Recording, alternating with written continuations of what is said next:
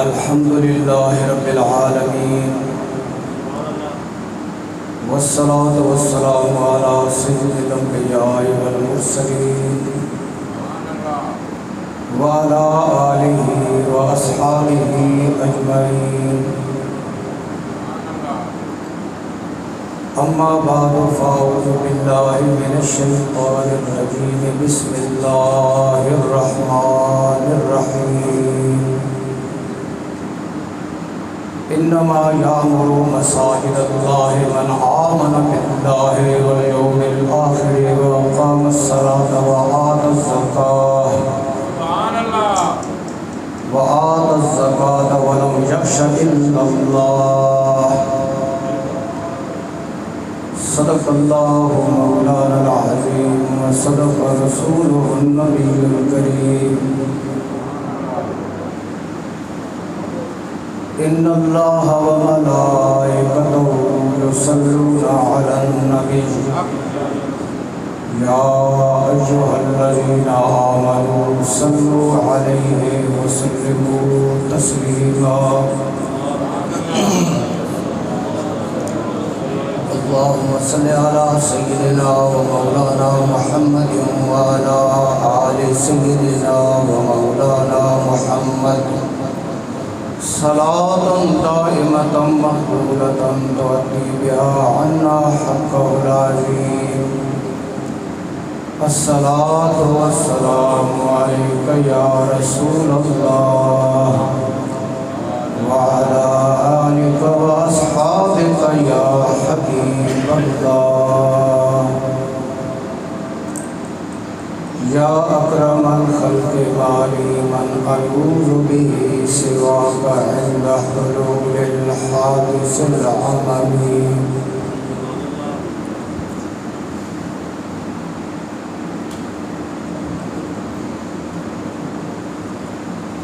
اگرچہ بت ہیں جماعت کی آستینوں میں، اگرچہ بت ہیں جماعت کی آستینوں میں، مجھے ہے حکم اذاں لا الہ الا اللہ۔ کون ہے تارک آئین رسول ہاشمی؟ کون ہے تارک آئین رسول ہاشمی؟ مصلحت وقت کی ہے کس کے عمل کا معیار؟ معزز سامعین، حفاظ، قراء، علماء، سادات، مشائخ، بالخصوص بانی محفل و مسجد علامہ محمد خان دامت برکاتہ، خالق کائنات جل شانہ کلمہ حق زبان پہ جاری فرمائے۔ وقت مختصر ہونے کی وجہ سے علماء کے اسماء گرامی اور تمہید ترک کر دی ہے کہ وقت زیادہ مختصر ہے۔ البتہ میں کچھ اپنی مرضی اور اختیار سے دیے گئے وقت میں جمع تفریق بھی کروں گا۔ میری جو گفتگو ہے میں اس وقت صرف اس کا خلاصہ پیش کر سکوں گا، وہ ہے مسجد کا مقام اور منبر رسول پہ بیٹھنے والوں کی ذمہ داری۔ سبحان اللہ۔ معزز سامعین، مساجد اللہ کا گھر کہلاتی ہے۔ رسول پاک صلی اللہ تعالی علیہ وسلم نے ارشاد فرمایا احب البلاد الی اللہ مساجدها وأبغض البلاد الی اللہ اسواقها۔ روئے زمین میں تمام آبادیوں سے جو محبوب ترین آبادی اور محبوب ترین عمارت اور مکان ہے وہ اللہ کی مسجدیں ہیں۔ سبحان اللہ۔ احب البلاد الی اللہ مساجدها، یہ اللہ کے گھر، یہ مسجدیں، یہ احب البلاد ہیں، محبوب ترین اور پسندیدہ ترین مقام ہے۔ اس وقت کہ جب یہ اللہ کے گھر ہیں اور اللہ کے گھر میں حکم بھی اللہ کا چلے، اس وقت یہ محبوب ترین مکان بھی ہیں اور مرکز رشد و ہدایت بھی ہیں۔ لیکن اگر مسجدوں میں اللہ جل جلالہ کا حکم نہ چلے، منبر رسول پہ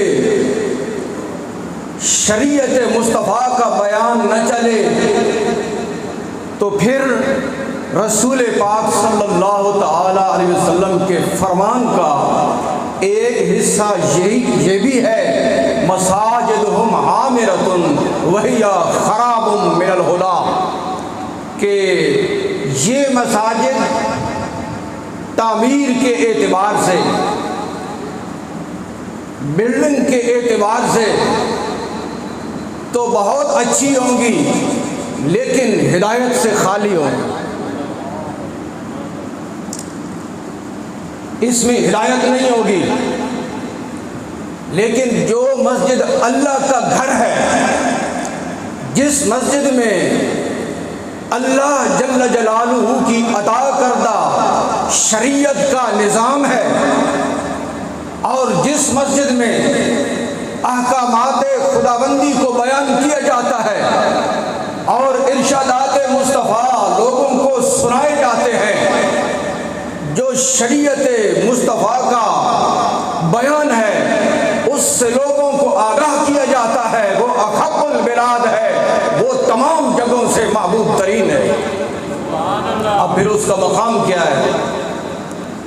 رسول پاک صلی اللہ تعالی علیہ وسلم نے ارشاد فرمایا بشر المشائین فی الظلم الی المساجد بالنور التام یوم القیامہ، وہ لوگ جو اندھیروں میں چل کر مسجدوں کی طرف جاتے ہیں، قیامت والے دن ان کو چمکنے والے کامل اور مکمل نور کی خوشخبری سنا دی۔ ان کے لیے خوشخبری ہے کہ قیامت والے دن ان کو ایک ایسا نور نصیب ہوگا، ایسا روشن اور روشنی کرنے والا، جس کی روشنی میں مساجد کی طرف جانے والے سفر کریں گے، اور وہ جو قیامت والا سفر مشکلات والا ہے، مسجدوں کی طرف آنے جانے والے جو ہیں ان کے لیے خالق کائنات آسان فرما دے۔ یہ مساجد یہ اللہ کے گھر ہیں اور ان کی بڑی عزت ہے اور ان کا بڑا مقام اور مرتبہ ہے۔ خالق کائنات جل شانہ نے بہت زیادہ شان دی ہے۔ اگر بندہ گھر میں نماز پڑھتا ہے تو اسے ایک نماز کا ثواب ملتا ہے، اگر مسجد میں آ جائے تو پھر 25 سے بڑھ کر ان گنت نمازوں تک اس کا ثواب چلا جاتا ہے، اخلاص کے اعتبار سے اور نیت کے اعتبار سے۔ میں ایک نکتہ عرض کرنا چاہتا ہوں کہ اس مسجد کے مقام کا تعین کس نے کیا؟ خود ہم نے کیا کہ یہ ٹکڑا جو زمین کا ہے اس پہ ہم مسجد بناتے ہیں، اس کو ہم نے متعین کر دیا کہ یہ جگہ اب مسجد ہے، اب اللہ کا گھر ہے۔ تو جس کو ہم نے متعین کر دیا اور اس کو مسجد بنا دیا، اللہ پاک جل شانہ نے اس کو بڑی شان اور بڑا مقام عطا فرما دیا۔ اب بندہ طہارت کے بغیر جنابت میں اس کے اندر آ نہیں سکتا۔ اب اس کے اندر آنے کے آداب ہیں، اب اس کے اندر دنیا کی بات نہیں ہو سکتی۔ اب اس کے اندر جو بھی آئے گا عبادت کے لیے آئے گا، وہ احترام کے ساتھ آئے گا، وہ اس کی عزت کا لحاظ رکھے گا، وہ اس کے طوائف کا لحاظ رکھے گا، کیونکہ اب یہ عام جگہ نہیں رہی بلکہ یہ اللہ کی مسجد ہے، اللہ کا گھر ہے۔ تو جس کو ہم متعین کریں عبادت کے لیے، اللہ پاک اس کو اتنی شان عطا فرما دیتا ہے۔ ذرا اندازہ لگائیے ان مقربین کے بارے میں، ان ہستیوں کے بارے میں جن کو خالق کائنات نے خود منتخب فرمایا ہے اور مقام قرب عطا فرمایا ہے اور عزت عطا فرمائی ہے۔ سبحان اللہ۔ ان کی شان اور ان کا مقام کتنا بلند ہے۔ اولیاء اللہ، ائمہ دین، انبیاء علیہ الصلوۃ والتسلیم، کتنا مقام اور کتنی شان ان کی بلند ہوگی، ہم اس کا اندازہ نہیں لگا سکتے۔ معزز سامعین کرام، مسجد کے ساتھ جو محبت ہے، حدیث شریف میں آتا ہے نبی پاک علیہ الصلوۃ والسلام نے ارشاد فرمایا کہ قیامت والے دن 7 ایسے شخص ہوں گے جن کو خالق کائنات اپنی رحمتوں کا سایہ عطا فرمائے گا۔ ان 7 میں سے ایک ایسا شخص ہے، رجل قلبہ معلق بالمسجد، ایسا شخص کہ جس کا دل مسجد کے ساتھ لٹکا ہوا ہے۔ ان 7 میں سے ایک وہ ہے کہ جس کا دل مسجد کے ساتھ لٹکا ہوا ہے، وہ جہاں بھی ہوتا ہے، جس کام میں بھی ہوتا ہے، اس کی توجہ مسجد کی طرف ہوتی ہے، دھیان مسجد کی طرف ہوتا ہے۔ وہ نماز پڑھتا ہے مسجد میں، پھر اپنے گھر جاتا ہے یا اپنے کاروبار کی طرف جاتا ہے، لیکن اس کی توجہ مسجد کی طرف ہوتی ہے کہ جب وقت ہوگا نماز کا، میں لوٹ کر پھر مسجد کی طرف جاؤں گا۔ تو جس کا دل مسجد کے ساتھ لٹکا ہوا ہے، ارشاد فرمایا یہ ان میں سے ایک ہے کہ قیامت والے دن خالق کائنات جل شانہ جس کو خود اپنے سائے رحمت عطا فرمائے گا۔ سبحان اللہ۔ بنو سلمہ کا قبیلہ ہے، انہیں معلوم ہوا کہ مسجد نبوی شریف کے ارد گرد جگہ خالی ہیں، تو انہوں نے ارادہ کیا کہ ہم مسجد شریف کے قریب اپنا گھر بناتے ہیں۔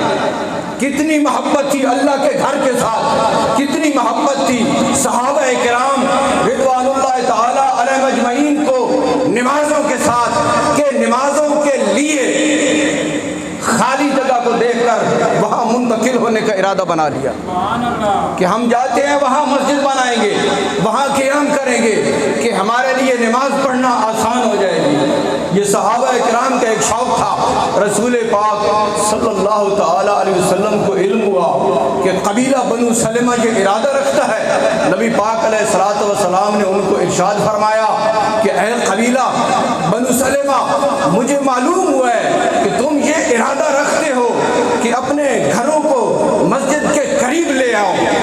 عرض کی حضور اسی طرح ہی ہمارا ارادہ ہے۔ نبی پاک علیہ الصلوۃ والسلام نے ارشاد فرمایا دیارکم تکتب آثارکم، دیارکم تکتب آثارکم، بنو سلمہ قبیلہ تم اپنی جگہ پہ رہو، جہاں تمہارے گھر ہیں وہاں ہی تم رہو۔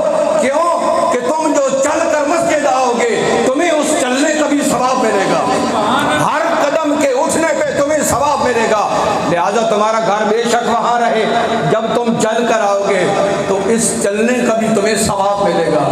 تو صحابہ کرام رضوان اللہ تعالیٰ علیہم اجمعین تو خواہش رکھتے تھے کہ ہمیں ثواب ملے، ہماری نیکیوں میں اضافہ ہو، تو یہ خبر سن کر پھر اور خوش ہو گئے۔ معزز سامعین کرام، تو یہ مسجدیں، یہ اللہ کے گھر، یہ معزز ترین ہیں۔ یہاں مسجدوں میں کسی اور کی بات کو چلنا نہیں چاہیے، مسجد کے اندر اگر حکم چلنا چاہیے تو رب العالمین کا چلنا چاہیے۔ میں یہ اس لیے عرض کر رہا ہوں، اب میں کچھ عرض کرتا ہوں ممبر رسول کی ذمہ داری کے اعتبار سے کہ ممبر رسول کی ذمہ داری کیا ہے۔ اکثر مساجد ایسی ہیں کہ جہاں ممبر رسول کا تقاضا پورا نہیں ہوتا، اس اللہ کے گھر میں اللہ کا حکم نہیں سنایا جاتا، بلکہ اللہ کے گھر میں کسی اور کی بات چلتی ہے، جس کی وجہ سے مساجد ہدایت سے خالی ہو گئی۔ اب ایک روایت سنیے، رسول پاک صلی اللہ تعالیٰ علیہ وسلم نے ارشاد فرمایا، یوشکو ان یاتی علی الناس زمان لا یبقى من الاسلام الا اسمہ ولا یبقى من القرآن الا رسمہ مساجدہم عامرۃ وہی خراب من الہدی علماؤہم شر من تحت عدیم السماء۔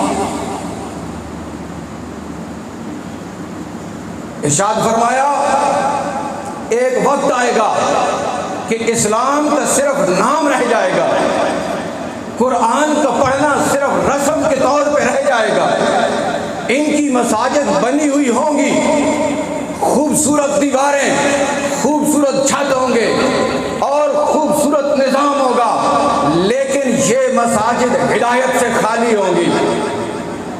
اس لیے ہر مسجد کے بارے میں یہ یقین نہیں کیا جا سکتا کہ اس کے اندر بچھے ہوئے ممبر سے حق بات سامنے آئے گی اور شریعت کا پیغام موصول ہوگا۔ ارشاد فرمایا کہ ان مساجد کے اندر جو علماء ہوں گے نام نہاد، ارشاد فرمایا اس آسمان کے نیچے ساری مخلوق سے شریف ترین وہی ہوں گے جو ان ممبروں پہ بیٹھے ہوں گے۔ اور آگے ارشاد فرمایا کہ فتنے ان سے نکلیں گے اور لوٹ کے انہی کے لیے وہ وبال بنیں گے۔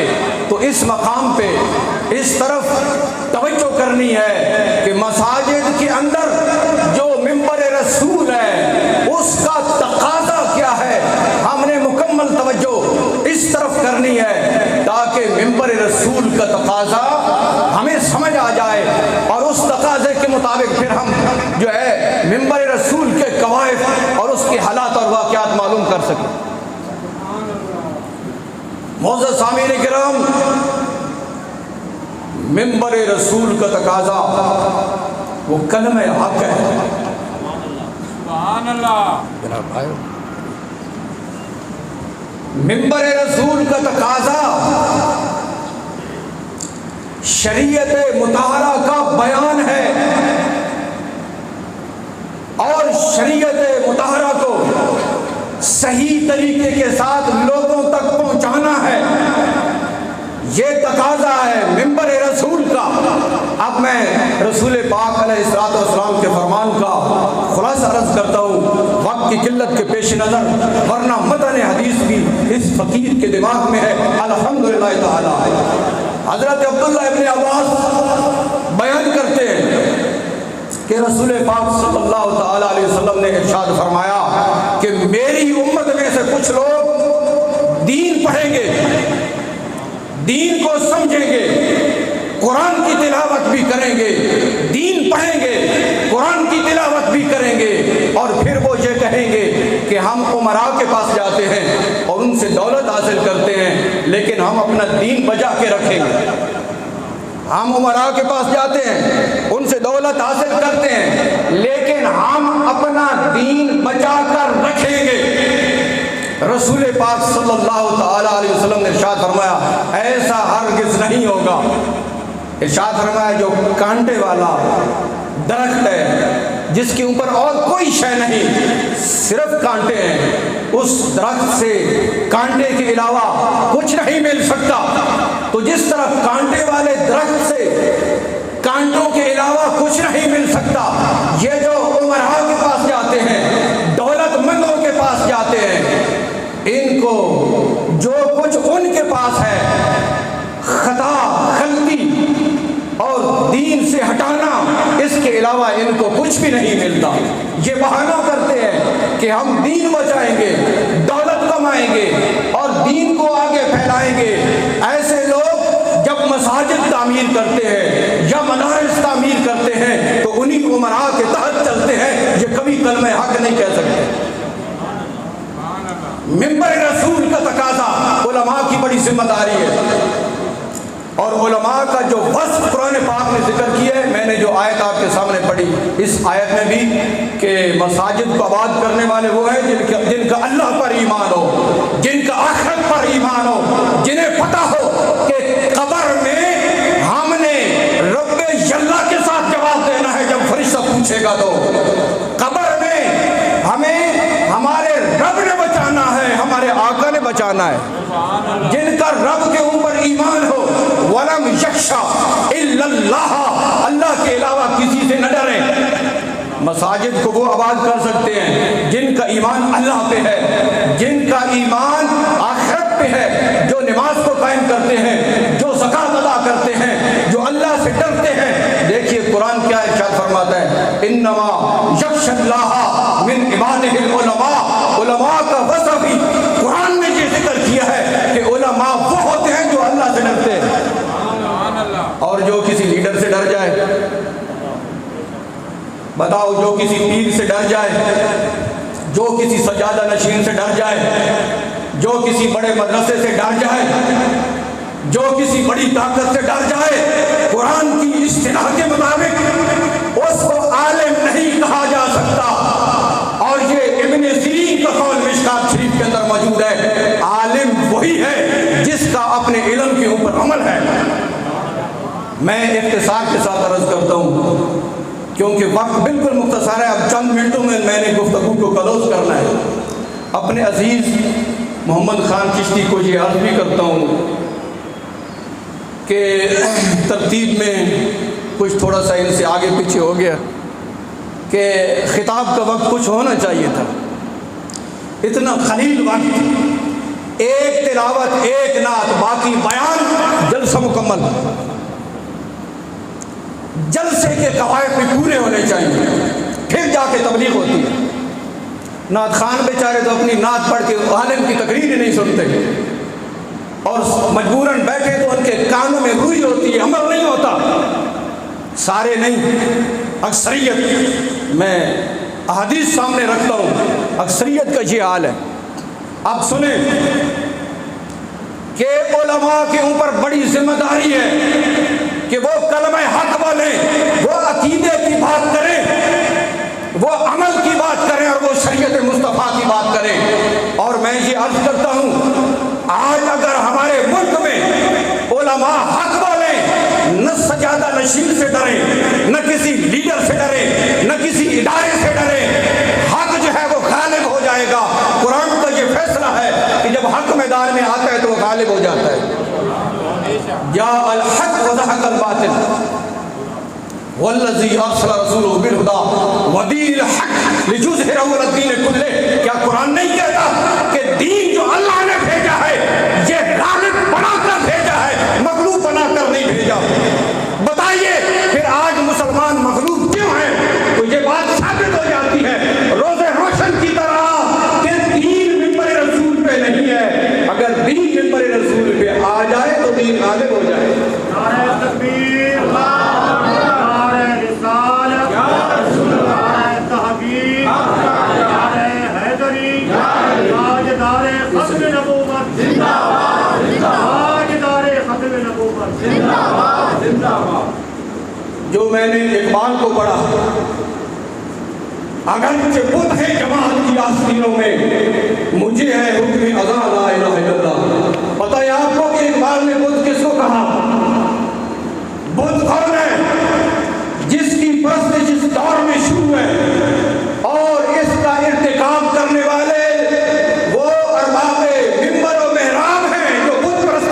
آپ کر رہے ہیں.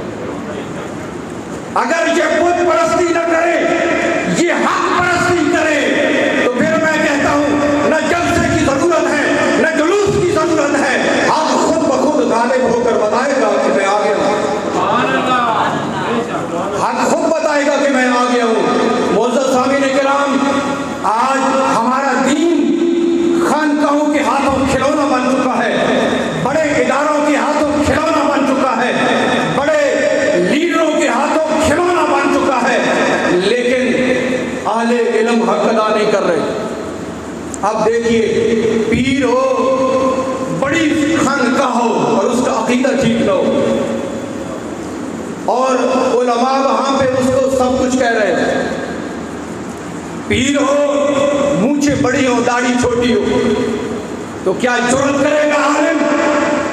پہلے تو وہ وہاں جائے نہیں, اگر جاتا ہے تو وہاں وہ بیان کرے کہ ہمارے آقا صلی اللہ علیہ وسلم نے ارشاد فرمایا کہ داڑھی کو قبضہ کے مطابق رکھو, داڑھی کو بڑھاؤ اور مونچھوں کو کٹاؤ. تو جو اس کے مطابق نہیں وہ پیر طریقت نہیں ہو سکتا. It's 12 p.m. To hear your notifications, follow the notification on your phone to turn on notifications.